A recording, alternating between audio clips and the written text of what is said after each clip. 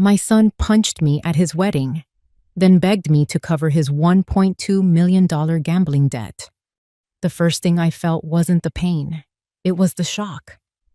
The sickening thud of his hand against my shoulder, a sound that ripped through the distant wedding music like a tear in fine silk.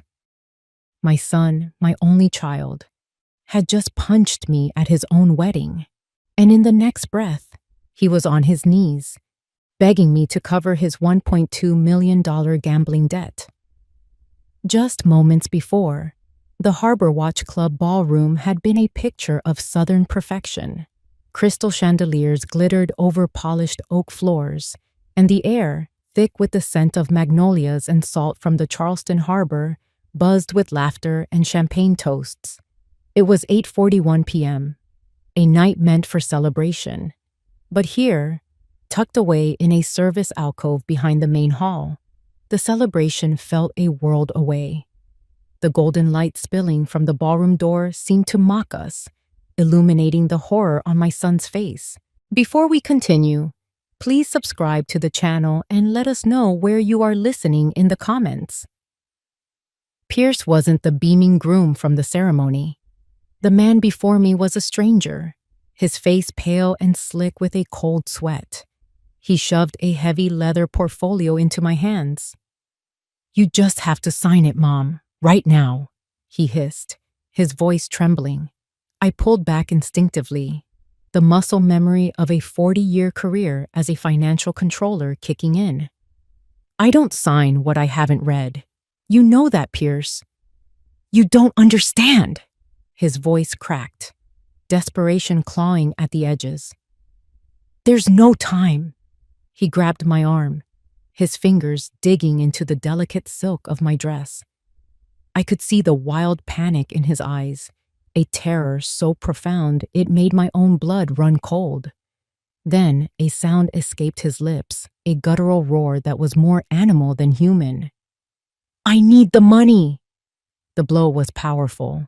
It sent me staggering back against the cold, unforgiving brick of the exterior wall. The portfolio tumbled from my grasp, its contents spilling onto the stone pavers. Through the ringing in my ears, I saw a smear of spilled red wine on the ground nearby, dark as blood. From inside the hall, a single violin note screeched, horribly off-key, as if the world itself had just been thrown out of tune. A sharp, radiating pain bloomed in my shoulder. I looked down and saw the angry red imprint of his hand on the blue fabric of my dress. But the physical hurt was nothing. It was a phantom, a ghost compared to the profound shock that had seized my heart.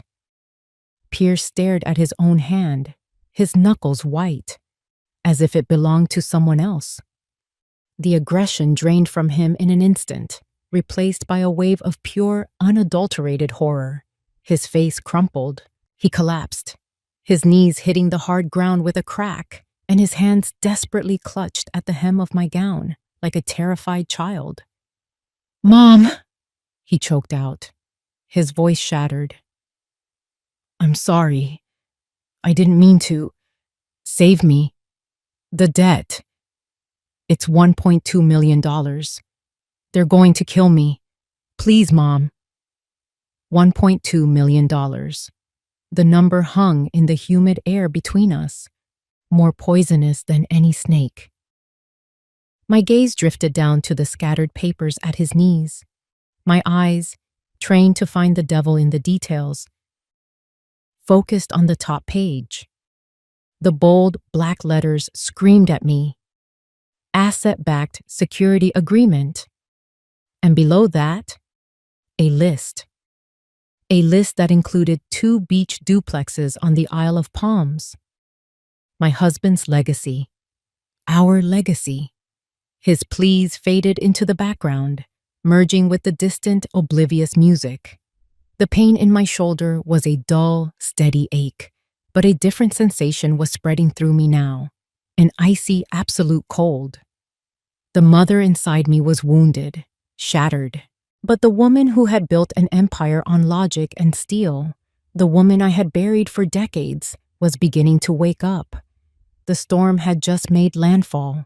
I left him on his knees, a broken man amidst the scattered pages of his own ruin. I didn't look back. Walking away from the alcove and back toward the light of the reception hall was like surfacing from a deep, cold ocean. The music, the laughter, the clinking of glasses, it was all a muffled roar, a world I no longer belonged to. My feet moved on their own, carrying me past smiling, oblivious guests, their faces a blur of polite inquiry. I needed a sanctuary, a place to staunch the bleeding before anyone saw the wound. I found it in the bride's private dressing room. The door was unlocked. Inside, it was an oasis of quiet, smelling of hairspray and roses. A row of pastel bridesmaid dresses hung like silent, headless ghosts against one wall. I didn't hesitate. I pushed the heavy door shut, and the sound of the deadbolt sliding into place was the most satisfying sound I had heard all night. It was the sound of control, a small metal fortress against the chaos I had just escaped. For a moment, I just stood there, my back pressed against the wood, letting the silence wash over me. Then, I turned and faced the mirror. The woman who stared back was a stranger. I saw the elegant, custom-made silk dress. I saw the heirloom pearl clasp my late husband, Robert, had given me for our 40th anniversary, still perfectly placed in my silver hair. I saw the carefully applied makeup, a mask of serene matriarchal grace. And then I saw the bruise. It was just beginning to form on the pale skin of my shoulder, a faint, ugly flower blooming in shades of violet and betrayal. It was obscene, a violent slash of color against the curated perfection of my life. My own son's handprint, branded onto my skin. I leaned forward, my hands gripping the edge of the cold marble vanity. My knuckles turned white. I stared into my own eyes, and for the first time in decades, the steel magnate, the shrewd controller, the woman who could make grown men tremble with a single quiet question, was gone. In her place was a 74-year-old woman, a mother, a victim. And then, the dam broke. A tremor started in my shoulders, a violent, uncontrollable shudder that racked my entire body. I pressed my hand hard against my mouth, swallowing the sob that fought its way up my throat. It came out as a strangled gasp, a sound of pure, undiluted agony. One tear, hot and heavy, escaped and carved a slow, clean path through my expensive foundation. One. That was all I would allow. It was a single drop of weakness in an ocean of newfound resolve. I gave myself 30 seconds. I counted them in my head, each tick of an imaginary clock a step further away from the raw pain and a step closer to the cold, hard reality of what had to be done.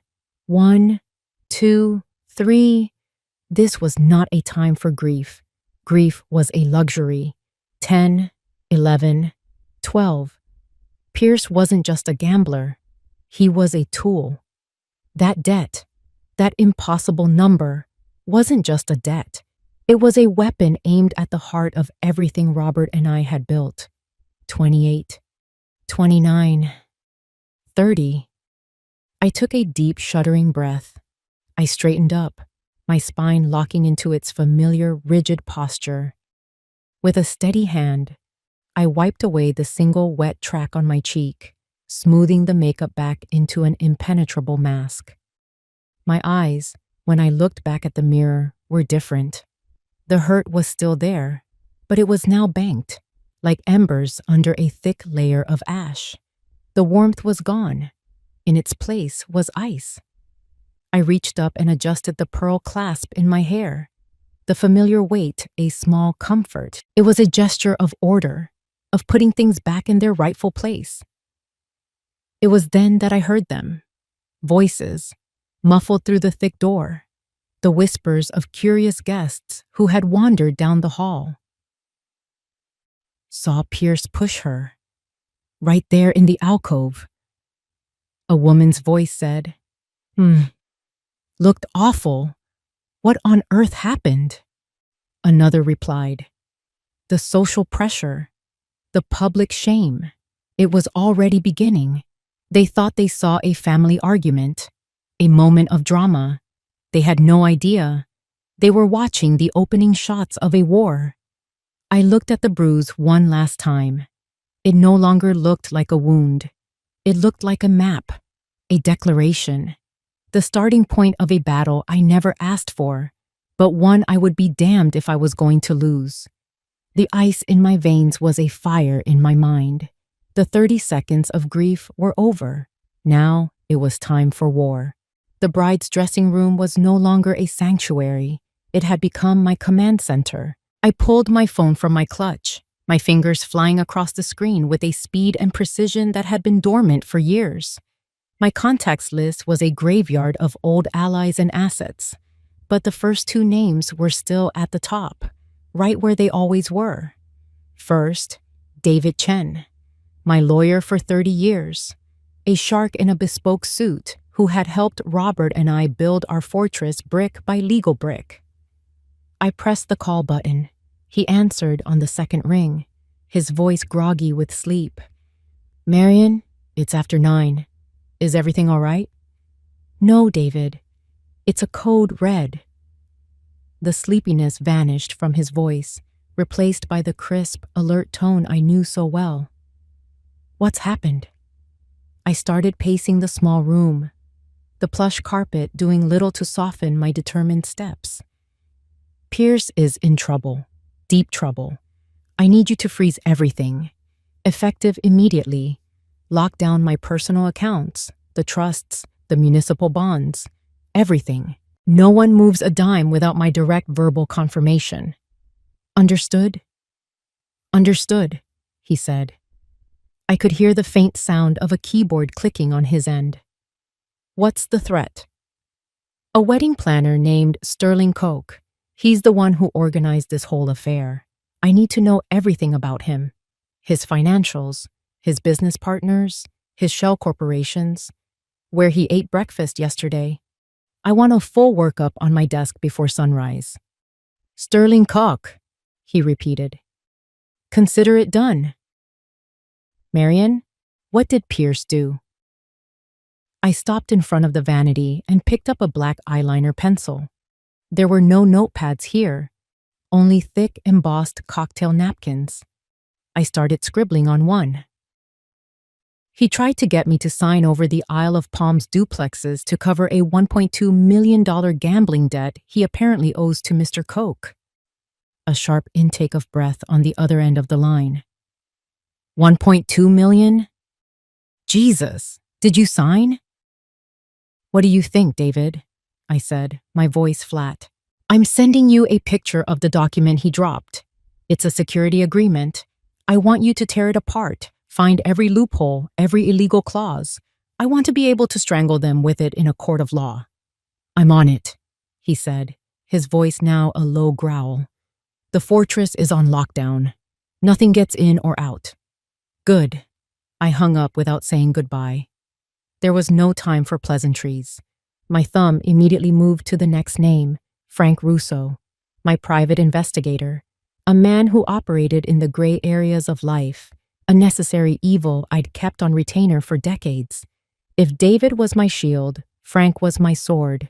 He answered with a gravelly, Yeah? Frank, it's Marion. Mrs. Crowell. Bit late for a social call. This isn't social, I said, resuming my pacing. I have a name and a number. The name is Sterling Koch. The number is $1.2 million. My son, Pierce, supposedly owes him this amount. Frank was quiet for a moment. I could practically hear the gears turning in his shrewd mind. Supposedly? That's your job, I snapped, my patience wearing thin. I don't believe for a second that a wedding planner is the one holding the leash on a debt this size. He's a middleman, a frontman. I need to know who he's working for. I need the name of the real creditor, the person at the top of the food chain. And I need it yesterday. That's a tall order on short notice, Marion. Then get a ladder, Frank, I shot back. my voice dangerously low. I don't care what you have to do, who you have to bribe, or what doors you have to kick down. You find that name. This isn't just about money anymore. This is an attack on my family. I sent him the same picture of the document I'd sent to David. This is what they tried to make me sign. Start there. The company on this letterhead probably doesn't even exist. I'll start digging, Frank said, a grudging respect in his tone. But this kind of information, it's not cheap. Did I ask you for a price? I said, looking at my reflection in the mirror. The woman staring back was no longer a victim. Her eyes were cold, her jaw was set. The mother had been put on a shelf. The controller was back in the driver's seat. Just send me the bill. And Frank, don't disappoint me. I ended the call and placed the phone on the vanity. My hands were perfectly steady. The initial shock had been replaced by a cold, clear purpose. They had mistaken my love for my son as a weakness they could exploit. They had mistaken my age for frailty. They had no idea who they were dealing with. They had just declared war on Marion Crowell. And I never lose. My calls were made. The wheels were in motion. Stepping out of the dressing room felt like stepping onto a stage. The wedding, once a vibrant spectacle, was now in its final dying act. The band was packing up, playing a slow, melancholic tune. The remaining guests were clustered in small, whispering groups, their laughter gone, replaced by tired smiles and speculative glances in my direction. The air of celebration had evaporated, leaving behind the stale scent of wilted flowers and regret. I scanned the thinning crowd for Ilara, the bride, the centerpiece of this whole disastrous charade. I found her near the grand staircase, not surrounded by well-wishers, but standing alone, clutching a glass of champagne with a white-knuckled grip. She looked like a porcelain doll on the verge of cracking, her smile a brittle, painted-on thing. Our eyes met across the room. A flicker of panic crossed her face. She started to turn away, but I was already moving, my path direct and unwavering. I intercepted her before she could escape. "Ilara," I said, my voice low and even. "Walk with me." It wasn't a request. She nodded numbly, her eyes wide with fear, and followed me down a quiet, wood-paneled hallway away from the last of the prying eyes. I led her to a small, empty sitting area furnished with 2 wingback chairs. The only light came from a dim sconce on the wall. I poured her a glass of water from a nearby carafe and handed it to her. Her hand was trembling so violently I was afraid she would drop it. I didn't sit. I stood before her, a judge in a silk dress. I slowly, deliberately, pulled the collar of my dress to the side, revealing the ugly, blooming bruise on my shoulder. I didn't say a word. I just let her look. I let her see what her complicity had wrought, her eyes fixed on the mark. A strangled sob escaped her lips. The champagne flute slipped from her other hand, shattering on the hardwood floor. She didn't even flinch. Her face, already pale, lost its last trace of color. The carefully constructed dam of her composure crumbled into dust. He said if I didn't do it, my brother... She stammered, tears now streaming freely, cutting black tracks of mascara down her cheeks. "Mrs. Crowell, I'm so sorry. I was so scared. I didn't know what else to do." I reached into my clutch and pulled out a clean silk handkerchief, pressing it into her hand. My expression remained unchanged. "Tell me everything." And she did. The story tumbled out in a torrent of guilt and fear. It was a story about her younger brother, Ben, a 22-year-old kid with a rare heart condition, wasting away on a hospital waiting list for a transplant he couldn't afford. Then, like a miracle, Sterling Koch had appeared. He'd introduced her to Pierce, played the part of the generous benefactor, and arranged for a grant from a private medical foundation to cover the entire cost of Ben's surgery. an answer to her prayers. But the miracle had a price. The price was her life. Once her brother was on the operating table, Sterling's mask had dropped. He owned her. He'd explained that her marriage to Pierce was part of a business transaction. Her job was to be the perfect, charming bride, to help sell the illusion, and to gently, persuasively encourage Pierce to get his mother's financial backing. If she refused, if she said a single word, the grant would be revoked. He made it clear that he could pull the plug on her brother's life as easily as flipping a switch. "He called it leverage," she whispered, her voice raw. "He said love was the best leverage of all." My suspicion hardened into a cold, diamond-hard rage. This wasn't just about greed. This was about cruelty. It was a level of sadism I hadn't anticipated. "Do you have proof?" I asked, my voice dangerously quiet. She nodded frantically, fumbling for her phone. Her hands shook as she unlocked it and navigated to her email. She held it out to me. The screen's cold blue light illuminated her tear-ravaged face. There it was, an email from something called the Palmetto Health Trust. The subject line read, "Funding confirmation. Grant Hatch Ben V 774. It was a formal, sterile confirmation of a $250,000 grant for the life-saving surgery of Benjamin Vance. It was also a death warrant, a digital chain around her neck. I looked from the phone back to the terrified young woman in front of me.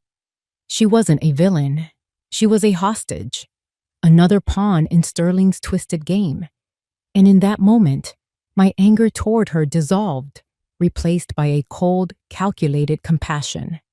She was a weapon that had been aimed at me, and now I was going to aim her right back. I gently took her hand, the one not holding the phone. My grip was firm, steadying. She looked up at me, her eyes pleading. "You don't have to be scared anymore," I said, and my voice was no longer that of a victim or a grieving mother. It was the voice of a commander.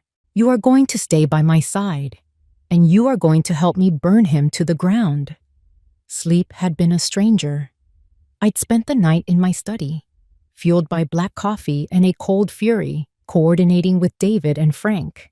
By the time the sun began to bleed across the Atlantic, painting the sky in shades of bruised purple and angry orange, I was on my back porch. The air was cool and clean, carrying the scent of salt and damp earth. It was the calm before the storm, and I was sitting in its eye. A cup of steaming mint tea sat untouched beside me. Next to it lay a copy of the Post and Courier. On page B4, below a story about a new downtown zoning ordinance, was a small discreet headline: "Disturbance at High Society Wedding." The article was vague, mentioning an unfortunate family incident that had cut the Crowell-Vance reception short. The shame of it was a dull, distant ache. I had bigger fish to fry. My attention was fixed on my iPad, displaying the preliminary report Frank had sent just before dawn. It was a digital treasure trove of Sterling Koch's life, a web of LLCs, a history of failed businesses, and a string of lawsuits. But it was one line, buried deep in a summary of his early career, that had made me go cold. It was a footnote about a failed real estate venture from the late 80s, a partnership. The other partner's name was Robert Crowell, my late husband. Frank's note was blunt. "Looks like a nasty split. Lawsuits were threatened but never filed. Koch lost everything. Robert walked away with the core business model that would eventually become part of Crowell Logistics. This isn't just business, Marion. This is personal." The world seemed to tilt on its axis. This wasn't about Pierce's weakness. It was about Robert's past. A ghost I never knew existed had just walked out of its grave. Sterling wasn't just a predator who had found an easy mark. He was a vulture who had been circling my family for 30 years, waiting for the perfect moment to pick at the bones. A shuffling sound from the doorway pulled me from my thoughts. It was Pierce. He looked like a man who had been hollowed out from the inside, his expensive tuxedo from the night before rumpled and stained. His face was ashen, his eyes wide and haunted. He didn't look at me, but stared out at the ocean as if he were contemplating walking straight into it. He was a ghost at his own feast, a walking embodiment of the ruin he had brought upon us. I felt a flicker of pity, but it was quickly extinguished by the cold fire of my resolve. He had made his bed. He stood there for a long moment, the silence between us thick with unspoken accusations and regret. Then his phone buzzed. It was a harsh, jarring sound in the morning stillness. He flinched as if he'd been struck. With a trembling hand, he pulled it from his pocket and stared at the screen. His face, if possible, grew even paler. He answered the call, his hand shaking as he raised the phone to his ear. "Hello?" he whispered. I couldn't hear the voice on the other end, but I didn't need to. I saw the words land on him like physical blows. His body went rigid. His eyes darted around the porch, wild and trapped. He swallowed hard, his Adam's apple bobbing in his throat. The call was short, brutal. When it ended, he lowered the phone, his arm dropping to his side as if it weighed 1,000 pounds. He finally turned to look at me. The arrogance, the anger, the desperation from the night before were all gone. All that was left was pure, primal terror. It was the look of a man staring into his own open grave. I set my iPad down on the table, the screen still glowing with the secrets of the past. I looked at my son, the product of a war he didn't even know had been fought. My voice, when I spoke, was calm, measured, and devoid of any maternal warmth. It was the voice of a CEO demanding a status report. Who was that? I left Pierce on the porch, a statue of terror staring at a ghost only he could see. His problem, the immediate threat on the other end of that phone call, was just a symptom. Frank's report had shown me the disease. The root of it all wasn't in a back alley bookie's ledger. It was here, inside the walls of my own home. It was in the past. I walked down the hall to Robert's study. I hadn't been inside in years, not really. The cleaning service kept it dusted, but the room itself was a time capsule, preserved exactly as he had left it. The moment I opened the door, his scent hit me. The faint, familiar smell of old leather, pipe tobacco, and paper. It used to be a comfort. Today, it felt like an accusation. The room was my husband personified, orderly, masculine, and built of dark, heavy wood. Floor-to-ceiling bookshelves were filled with histories and biographies. His massive mahogany desk stood like an altar in the center of the room. This was the command center from which he had helped build Crowell Logistics, the place where he'd made the decisions that had given us our life. I had always seen it as a monument to his hard work and brilliance. Now, I wondered what secrets were hiding in its shadows. Frank's report was the map. I started with the filing cabinets that lined the back wall, their brass handles cool to the touch. The files were perfectly organized, alphabetized, and cross-referenced. ABC. I pulled open the drawer for C. Contracts, correspondence, Crowell. It was all there, a neat and tidy history of our success.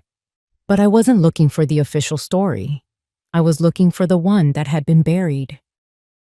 I worked my way through the years, pulling out files from the late 80s. The paper was old, the typewritten ink slightly faded.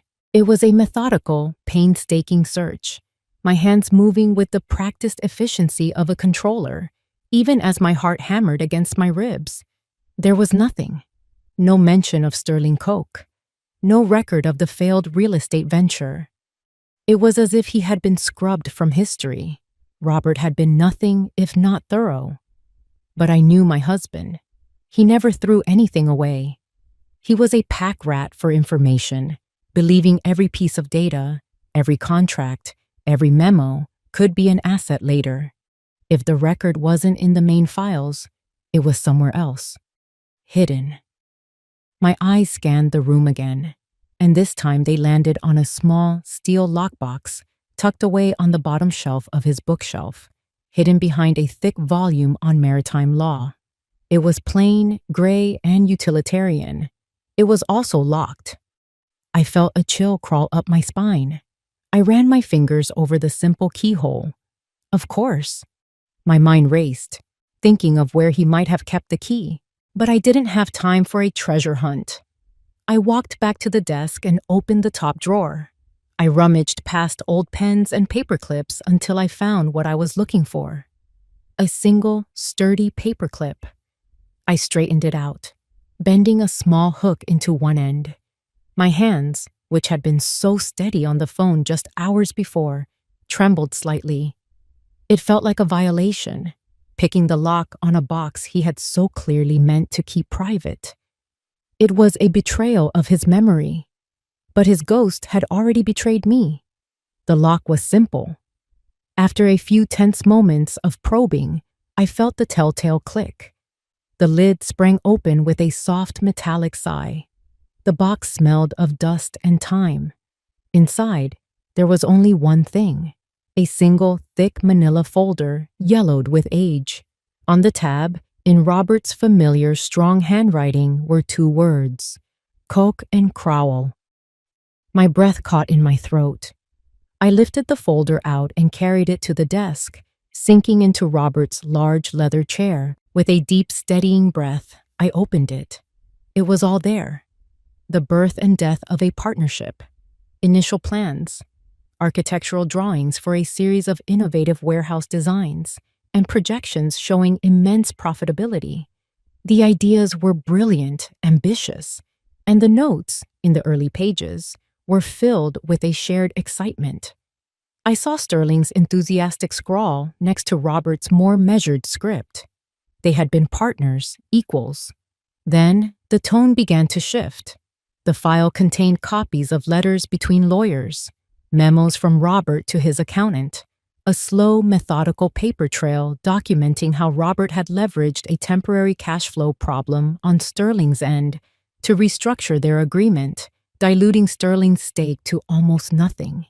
He'd used legal jargon and complex clauses like a weapon, bleeding his partner dry on paper.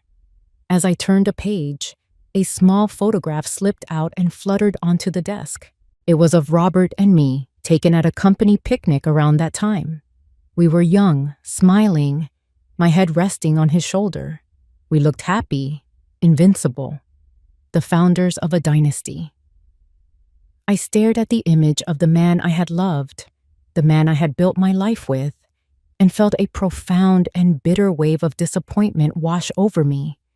He wasn't just a brilliant businessman, he was a thief. The final nail in the coffin was a single handwritten memo on a piece of legal paper, written in Robert's own hand. It wasn't addressed to anyone. It was a note to himself, a justification. It read, "Must cut S out of the project. He's too ambitious, a liability. The core concept is mine now. It's for the best. It's for the family." For the family. He had stolen another man's dream, ruined his life, and told himself it was for me, for Pierce. The foundation of our legacy, the very money Sterling was now trying to reclaim, was built on a lie. The weight of that truth settled on me, heavy and suffocating. This was no longer a simple matter of protecting my assets from a con man. It was a reckoning, 30 years in the making, and I was standing right in the middle of it. The truth, I discovered, is a bitter pill to swallow. Robert's betrayal, Sterling's long-nurtured grudge, it recontextualized everything. I was no longer just a mother saving her son from a foolish debt. I was the guardian of a tainted legacy, facing a ghost from a past I never knew. But the knowledge didn't paralyze me. It focused me. I now understood my enemy's motivation, and that was a weapon. It was time to meet the devil himself. I chose the location with care, a sleek, minimalist coffee shop downtown. The kind of place with polished concrete floors and uncomfortable chairs, designed for transient business meetings, not lingering conversation. It was neutral ground. I arrived at 3 o'clock on the dot and chose a small table in the corner, a position that gave me a clear view of the entrance. I ordered a black coffee I had no intention of drinking. Sterling Coke arrived 10 minutes late, a deliberate power move. He oozed a smug reptilian charisma, dressed in a linen suit that probably cost more than my first car. He saw me and a slow, triumphant smile spread across his face. This was the smile of a man who believed he had already won, a cat who had cornered the canary and was preparing to feast. "Marion," he said, sliding into the chair opposite me without being invited. "A pleasure. I was so surprised to get your call." "I'm sure you were," I replied, my voice as cool and hard as the marble tabletop. I didn't waste time on pleasantries. I decided to fire the first shot. "I had a very enlightening conversation with my daughter-in-law last night. We talked about her brother, Ben Vance. It's a very touching story." His smile didn't falter. He was good. He simply raised an eyebrow, a picture of feigned surprise. "Ah, yes, the Vances. A tragic situation. I was happy to be in a position to help. Philanthropy is a passion of mine." "Is that what you call it?" I said, letting the question hang in the air. "Leverage is another word that comes to mind." He chuckled, a low, condescending sound. "You always did have a cynical mind, Marion. I imagine it was a requirement. Being married to a man like Robert, he had a real talent for acquisition." The jab at my husband was deliberate, a test. He was probing my defenses, seeing how much I knew. It was time to show him my hand. "It's funny you should mention Robert," I said, leaning forward slightly. "I was just going through some of his old files this morning. It's amazing what you find when you start digging into the past. Old partnerships, forgotten ventures, business plans from 30 years ago." For the first time, a flicker of something new appeared in his eyes. The smugness was still there, but it was now edged with a sharp, venomous curiosity. He knew exactly what I was talking about. The mask of the benevolent creditor was slipping. "Be careful what you dig for, Marion," he said, his voice losing its breezy charm and taking on a harder edge. "You might not like what you find." Robert was a visionary, but he wasn't sentimental. He knew that in order to build something big, sometimes you have to clear away the dead wood. "Is that what you were?" I asked. "Dead wood?" His smile returned, but it was different now.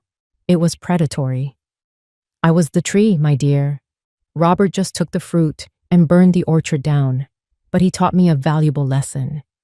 Never let emotion get in the way of a good investment. A lesson I've applied to your son. Pierce is a terrible investment, but as leverage against you, he's blue chip." There it was, the confession I knew I wouldn't get, wrapped in the language of a threat. He wasn't even trying to hide it anymore. He was proud of it. I reached into my clutch and placed a small silver digital recorder on the table between us. It was a bluff, a piece of theater, but I wanted to see his reaction. He glanced down at the recorder, then back up at me. He didn't flinch. He didn't panic. He laughed, a genuine, ugly laugh filled with derision. Then, with a long, manicured finger, he slowly pushed the recorder back across the table toward me. "Don't be naive," he sneered. "This isn't a game you can win with cheap tricks. You're playing in my world now, a world of contracts and consequences. You think you have the stomach for it? Robert did. Your son certainly doesn't. And you're just a sentimental old woman holding onto a crumbling house of cards." He stood up, smoothing the front of his jacket.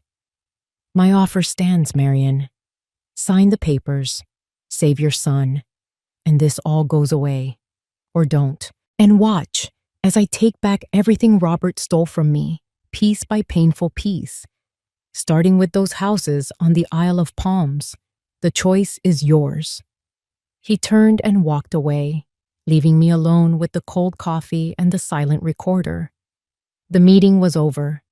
I hadn't gotten a confession on tape, but I had gotten something far more valuable. Confirmation. This was a war of revenge. And he believed he was invincible. He thought I was just a sentimental old woman. He had no idea that the woman he'd just challenged was the one who had taught Robert Crowell everything he knew. And I was just getting started. While I was unearthing the ghosts of the past, my son was busy chasing his own demons. The terror from that morning's phone call had pushed him over the edge. He was a cornered animal, and in his desperation, he did the only thing he could think of. He ran straight to the zookeeper. He arranged to meet Sterling at 5 o'clock in the sprawling, mostly empty parking lot of a defunct shopping mall on the outskirts of Charleston. It was a concrete wasteland, baking in the oppressive heat of the late afternoon sun. Heat shimmered off the asphalt in waves, distorting the air, a perfect reflection of the distorted reality Pierce now found himself in. Sterling was already there, leaning against a sleek black Mercedes, the picture of calm indifference. He was checking his watch as Pierce's rented BMW screeched to a halt a few feet away. Pierce stumbled out of the car before it was even fully in park, his face slick with sweat, his eyes wild with a frantic energy. "You!" Pierce shouted, his voice cracking as he stormed toward Sterling. "What the hell was that this morning? That wasn't your guy. That was someone else. Someone who wants to get paid now." Sterling didn't even flinch. He simply pushed himself off the car and folded his arms, a look of mild disappointment on his face, as if scolding a child who had failed a simple test.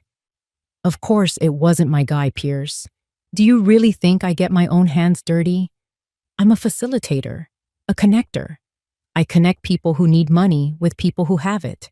And those people, as you've discovered, have very little patience." The calm, rational explanation seemed to enrage Pierce even more.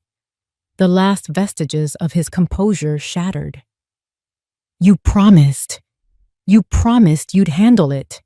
You said all I had to do was get my mother to sign and you'd take care of the rest. Now they're coming for my life." In a blind fury, Pierce lunged forward and grabbed a fistful of Sterling's expensive linen suit, shoving him back against the car. "You set me up! You threw me to the wolves!" For a moment, there was a flash of genuine violence, but Sterling remained utterly unruffled. He looked down at Pierce's hand clutching his lapel, then back up at Pierce's face. He didn't raise his voice. He didn't struggle. With a slow, deliberate movement, he took Pierce's wrist in his hand and calmly, but with surprising strength, peeled his fingers away from the fabric. He smoothed his jacket, his expression one of pure disdain. "Don't be so dramatic," Sterling said, his voice a low, chilling murmur. "I am handling it. The plan is proceeding exactly as it should. The only variable, the only problem in this entire equation is your mother." He took a step closer, invading Pierce's personal space, his voice dropping even lower, becoming almost hypnotic. "She's the one being stubborn. She's the one putting your life at risk because she can't let go of a little bit of money. I'm trying to save you, Pierce, but I can't do it alone." Pierce stared at him, his chest heaving, his anger beginning to curdle into confusion. The sun, low in the sky, streamed through the windows of the parked cars, striping his face with bars of light and shadow, a prisoner in a cage of his own making. What are you talking about?" he stammered. "I'm talking about your survival," Sterling said, his eyes locking onto Pierce's. "This is not my fault. It's hers. She's holding the key to your cage. All you have to do is convince her to use it. Go home. Talk to her. Make her understand what's at stake. Make her see reason. Do whatever it takes. Cry. Beg. Remind her how much she loves her only son. He patted Pierce's shoulder, a gesture that was meant to seem paternal but felt like a snake's caress. Go home and convince your mother to do the right thing, Pierce, if you still want to see tomorrow. Sterling turned, got into his car, and started the engine. As he pulled away, leaving Pierce standing alone in the oppressive heat, a horrifying realization began to dawn on my son. He looked down at his own trembling hands. He wasn't Sterling's partner. He wasn't even a client. He was bait, a pawn in a game so vast and so old, he couldn't even see the edges of the board. And he had just been moved directly into the line of fire. By 8 o'clock Monday night, my husband's study was unrecognizable. The scent of old leather and tobacco had been replaced by the sharp, acidic smell of black coffee brewed by the pot. The once orderly desk was now buried under stacks of documents, financial statements, and legal briefs. What was once a quiet room for reflection had become a war room, and I was its general. The centerpiece of the room was my large computer monitor, its screen split into 4 glowing rectangles. In the top left was my own face, illuminated by the screen's cold light. In the top right was Elara, sitting beside me, no longer a terrified bride, but a quiet, resolute witness. Her eyes were clear, her hands steady. The bottom 2 squares held the faces of my soldiers. David Chen, my lawyer, looked tired but energized, a legal predator who had caught the scent of blood. And Frank Russo, my investigator, his face a mask of shadows in his dimly lit office, looked like a bulldog ready to be let off his leash. We were a 4-person army, assembled to dismantle one man's empire of revenge. All right. Frank's gravelly voice crackled through the speakers. Let's run it down one more time. My team traced the funding for the Palmetto Health Trust. It's a ghost. The money didn't come from some benevolent foundation. It was funneled through 3 separate LLCs, all of which led back to a holding company owned and controlled by one Sterling Koch. It's textbook money laundering used to create the leverage he needed to control Elara. It's blackmail, plain and simple. David chimed in, his voice sharp and precise. And that blackmail is the predicate for wire fraud, extortion, and a dozen other felonies. The security agreement he had Pierce try to sign is predatory to its core. The interest rates are usurious. The terms are unconscionable. We can tear it to shreds in civil court. But a civil suit isn't enough, I said, looking at each of them in turn. That's his home turf. He'd tie us up in a litigation for years, bleed us dry with legal fees. He'd enjoy that. We can't just win. We have to annihilate him. We have to end this now. I looked over at Elara. In front of her on the desk was a multi-page document David had drafted, a sworn affidavit detailing every conversation, every threat, every moment of her ordeal with Sterling. She picked up a pen. Her hand didn't shake. She signed her name on the final page with a firm, deliberate stroke. She was no longer a pawn. She was a queen, ready to make her move. She slid the document across the desk to me. Good, I said, tapping the signed papers. This is our ammunition. Frank, you have the financial crimes. David, you have the legal framework. Elara, you are the living, breathing proof of his cruelty. I paused, taking a breath. And I have the motive. I held up the single, handwritten memo from Robert's lockbox, the one I had shown them earlier. This is the why. This is about a 30-year-old grudge. He doesn't just want the money. He wants to destroy Robert's legacy. He wants to see me, my son, and our family name ruined.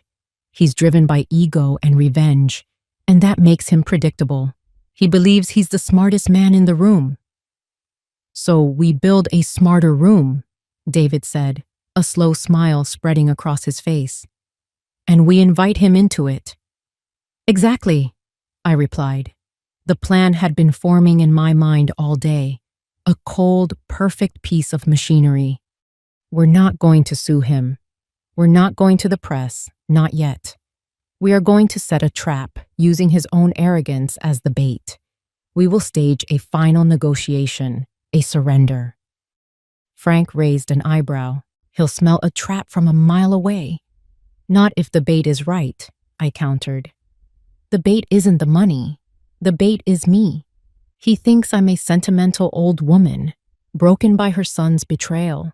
He's expecting me to fold to save Pierce. We're going to give him exactly what he expects to see. I looked directly into the camera, my voice dropping, taking on the tone of command I hadn't used in years. He won't expect us to use his own truth against him. He thinks the past is his secret weapon. We're going to make it his public execution. Here's the plan. David, you will prepare all the necessary legal documents for the transfer of the Isle of Palms properties. Make them look perfect, ironclad. Frank, I want your people ready. I want them discreet, but I want them there. Elara, I said, turning to the young woman beside me, you are the key. You are the ace up our sleeve that he doesn't know we can play. The room was silent. The only sound the low hum of the computer. The strategy was laid bare. It was audacious, dangerous, and had a dozen points of failure. But it was also perfect. It was a reflection of Sterling's own methods, deception, leverage, and a single, decisive blow. We had forged our weapon. Now it was time to aim it. The plan was set. The players were in position. All that was left was to bait the hook. This was the most critical part of the entire operation, and it rested entirely on me. I had to give the performance of a lifetime. It was 10 o'clock Tuesday morning.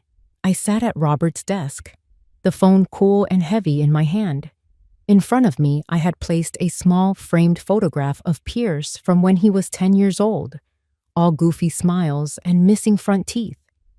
I stared at it, letting the memory of that innocent boy wash over me, trying to summon the ghost of the mother I used to be, the one who would do anything to protect her child from harm. I needed that woman's voice. I needed her weariness, her heartbreak. I took a slow, deep breath, letting it out as a long, shaky sigh. I closed my eyes, picturing Sterling's smug, triumphant face. I rehearsed the first line in my head, draining all the strength from my voice, leaving only the hollow echo of defeat. Then I dialed his number. He answered on the third ring, his voice smooth as poison. Sterling Coke. Sterling, I began, my voice a dry, tired whisper. It's Marion Crowell. There was a pause on the other end, pregnant with his satisfaction. I could almost hear him smiling. Marion, I was wondering when you'd call. Have you come to your senses? I have, I said, forcing a slight tremor into my words. I let a long silence hang in the air, as if gathering the strength to continue. Pierce came to me last night. He's not well, Sterling. He's a wreck. He's at the end of his rope. He's talking nonsense. He looks like he hasn't slept since the wedding. I let my voice crack, just slightly, on the last word. I can't watch him destroy himself. I can't lose him. A mother's love. Sterling purred, his voice dripping with condescending sympathy. It's a powerful thing. I told you this was the only way. It's a shame you had to put him through so much pain before you realized it. You've won, I said, the words tasting like ash in my mouth. I made sure he could hear the surrender in them. You win, hands down. I'll sign the papers. I'll give you the houses. Just call off your dogs. Leave my son alone. The triumph in his voice was unmistakable now. It was the sound of a 30-year grudge finally being satisfied. I knew you were a sensible woman, Marion. Underneath it all, you've made the right choice. The only choice. Let's just get this over with, I said, my voice flat, as if all the fight had been drained out of me. I pressed a hand to my forehead, a gesture for no one but myself, feigning a headache. I want to do this tonight. I don't want this hanging over our heads for another day. Eager to put it behind you? I understand completely, he gloated. Name the time and place. This was the crucial moment. My lawyer's office, David Chen, 8 o'clock tonight. He'll have all the paperwork drawn up for the transfer exactly as you want it. You should bring your own counsel, of course, to make sure everything is above board. I held my breath. By suggesting my lawyer's office, I was creating an illusion of legitimacy, of playing by the established rules. It was a formal surrender on my territory, a final act of a defeated woman trying to maintain a shred of dignity. Sterling was quiet for a moment, considering it. Then he laughed, a short, sharp bark of victory. Your lawyer's office? How quaint. A final, futile gesture of control. I accept. 8 o'clock it is. I look forward to concluding our business, Marion. Yes, I said, my voice barely audible. Concluding our business. I hung up the phone, placing it gently back in its cradle. The performance was over. I leaned back in Robert's chair, the silence of the room settling around me. I picked up the picture of the 10-year-old boy and looked at his smiling face. Then, I slowly and deliberately turned it face down on the desk. The mother had left the building. The general was back in command. The trap was set. All he had to do now was walk into it. David Chen's primary conference room was a cage of glass and steel, 20 floors above the Charleston city lights. It was designed to intimidate, with a long, polished mahogany table that felt as vast and cold as a frozen lake. We were there first. Me, at the head of the table, a silent queen on her throne. David, to my right, his files arranged before him with surgical precision, and Ilara to my left, a study in calm resolve. Pierce was there too, slumped in a chair near the door, a ghost at a feast he didn't understand. I had simply told him his presence was required to finalize the agreement. He was pale and withdrawn, a puppet whose strings had been cut, waiting for the final curtain to fall. At precisely 8:05 p.m., the door opened. Sterling Cook swept in, followed by a slick, silver-haired lawyer who looked like he'd been born in a three-piece suit. Sterling was radiating triumph. He was a Roman emperor entering a conquered city, his smile wide and predatory. He took in the scene, the formal room, the waiting lawyers, me at the head of the table, and his smile widened. This was his victory lap. His eyes fell on Ilara, and for the first time, a flicker of surprise registered. He quickly masked it, his gaze then shifting to Pierce, dismissing him with a look of contempt. Marion, Sterling boomed, taking a seat directly opposite me. Punctual, I like that. Shall we get down to business? I have a celebratory dinner to get to. By all means, I said, my voice quiet. I nodded to David. David Chen stood up. He did not open the file containing the property transfer agreements. Instead, he picked up a remote and clicked it. A large screen on the wall behind me hummed to life. Thank you all for coming, David began, his tone formal and cold, the voice of a man addressing a courtroom, not a conference room. Mr. Cook, you and your counsel are here tonight under the impression that we are finalizing a transfer of assets. That impression is incorrect. Sterling's smile tightened at the edges. His lawyer shifted uneasily in his chair. What is this, Chen? Some last-minute gamesmanship? Not at all, David said smoothly. This isn't a negotiation. It's a notification. He clicked the remote again. The first document that appeared on the screen was the sworn affidavit Elara had signed the night before. Her signature, large and clear, was visible at the bottom. "We'll begin with the testimony of Miss Elara Vance," David said. "In this document, she details a systematic campaign of blackmail and coercion, in which you, Mr. Koch, exploited the life-threatening medical condition of her brother to force her into a sham marriage with Mr. Crowell for the express purpose of fraudulently acquiring his family's assets." Sterling stared at the screen, then at Elara, who met his gaze without flinching.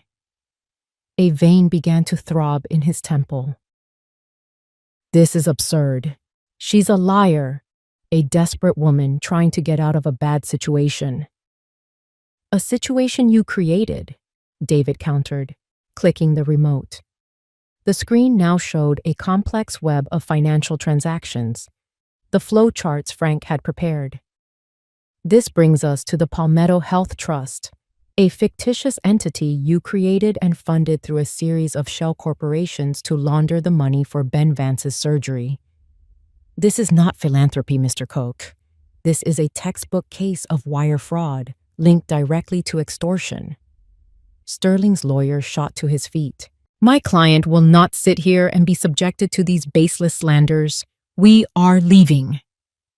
"I wouldn't advise that," David said, his voice dropping an octave. The door to the conference room opened, but it wasn't a security guard. It was a woman with a notepad and a press pass hanging from her neck, followed by two uniformed Charleston police officers. They stood silently, blocking the only exit. Sterling stared at them, his face a mask of disbelief. The color drained from his cheeks. He looked from the police to me, his eyes wide with dawning horror. He finally understood. "This is a trap," he hissed, his voice a venomous whisper. "It's a reckoning," I corrected him, speaking for the first time. David Chen walked to the end of the table and placed his hands flat upon it, leaning toward Sterling. "Mr. Koch, as I said, this is a notification. We have irrefutable evidence and a sworn witness to bring charges against you for blackmail, extortion, wire fraud, and loan sharking. The district attorney's office is very interested in our findings, as I believe is Miss Ana Rivas from the Post and Courier." He gestured toward the reporter. One of the police officers stepped forward. "Mr. Sterling Koch, you're under arrest. Please stand up and place your hands behind your back." The room was silent, save for the sound of Sterling's ragged breathing. His entire world had collapsed in the space of 5 minutes. As he stood, his body rigid with shock and impotent rage, his hand brushed against the expensive fountain pen he had placed on the table, ready for the signing. It rolled off the edge and clattered to the floor. The sound of the handcuffs clicking shut was sharp and final. As the police led him away, his face a contorted mask of fury, the flash of the reporter's camera went off, capturing the moment of his ultimate humiliation. I watched it all, my expression unchanged. I didn't feel joy. I didn't feel triumph. I felt only the cold, quiet satisfaction of a long overdue account finally being settled. The war was over. The morning after the war was unnervingly quiet. The sky over the Atlantic was a soft, pearly gray, the air still and heavy. I sat on my back porch, in the same chair where I had read Frank's first report, a lifetime ago. A fresh cup of mint tea sat on the table, its steam rising in a lazy spiral into the humid air. Next to it lay the morning edition of the Post and Courier. Sterling Koch's face was on the front page, a grainy, flash-bleached photo of him being led from David's office in handcuffs. The headline was bold and brutal. I didn't read the article. His story was over. Ours was just beginning. I heard the sliding glass door open and close. Pierce stepped onto the porch. He looked smaller, diminished. The expensive suit was gone, replaced by a simple gray t-shirt and jeans. He hadn't shaved. His face was a hollow mask of exhaustion and shame. He didn't look at me, but stood by the railing, staring out at the flat gray line of the ocean. The silence between us wasn't angry or accusatory anymore. It was a vast, empty space filled with the wreckage of what we once were. The storm had passed, and now we were left to survey the damage in the stark, unforgiving light of day. I took a slow sip of my tea. The bruise on my shoulder was a deep, throbbing purple now, a constant physical reminder of our breaking point. But I no longer felt the need to look at it. Its purpose was served. Finally, he turned. His eyes met mine for the first time since he had knelt at my feet in the alcove. There was no defiance left in them, no desperation, only a deep, bottomless well of self-loathing. His mouth opened, and he took a ragged breath.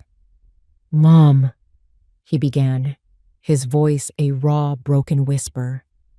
I held up a hand, a small, quiet gesture that stopped him cold. I wasn't ready to hear his apologies. Words were easy. They were the currency of his downfall. What I needed now was something else entirely. I set my teacup down in its saucer with a soft click. My voice, when I spoke, was not the cold, hard voice of the general from the night before, nor was it the wounded cry of the mother he had struck.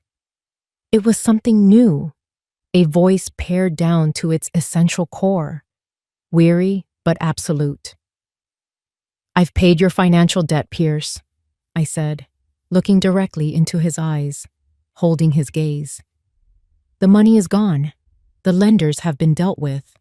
That part is over. Now, it's your turn to pay your own debt, the real one." He flinched, but didn't look away. He stood there and took it. "This sickness you have," I continued, "the gambling, the lies, the weakness that allowed a man like Sterling Cock to sink his teeth into you, that is your debt to pay, not to me, to yourself." I reached over and picked up a small white envelope that had been sitting next to the newspaper. I slid it across the table toward him. "I've registered you at a treatment center in Asheville. It's a good place, quiet, in the mountains. They specialize in addiction and behavioral counseling. The car will be here at 9 o'clock this morning to take you to the airport." Inside the envelope was a one-way plane ticket. "Whether you get in that car," I said, my voice unwavering, "is your choice. It is the first real choice you will have made in a very long time. You can stay here and continue to be this broken man, or you can get in the car, go to that mountain, and begin the long, hard work of becoming someone else. Someone better." There was no easy forgiveness in my voice. There was no comforting embrace. The wound between us was too deep for a simple bandage. Forgiveness wasn't a gift I could give him. It was something he would have to earn from himself, one painful step at a time. I had simply cleared the path and pointed the way. He looked down at the envelope, then back at me. Tears welled in his eyes, but he didn't let them fall. He simply nodded, a slow, jerky movement. He picked up the envelope, his fingers tracing the outline of the ticket inside. He didn't say thank you. We both knew we were far beyond that. He turned and walked back into the house, leaving me alone on the porch. The car would be here in an hour. I didn't know if he would be in it. I picked up my tea and looked out at the ocean.